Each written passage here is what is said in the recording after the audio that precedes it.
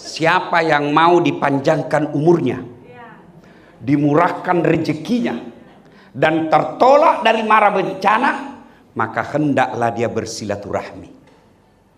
Itu rincinya.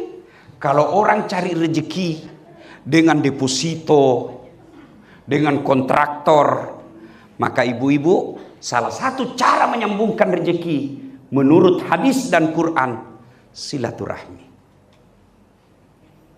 Tapi jangan salah dulu, rezeki itu tidak selalu uang. Saya kasih contoh, Bu. Ada enggak mau saya kasih iPhone 16 di sini 1 tera kaki tangan? Siapa? Pulsa tak terbatas. Selalu ada kuotanya. Siapa? Mana? Oke, ini Ibu. Siapa nama Ibu? Ibu Novi. Tapi begitu ku kasih gitu iPhone 16, langsung ki tuli. Mau kira-kira?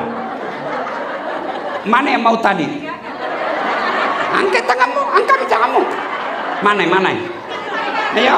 Begitu langsung kau terima, langsung Ayo.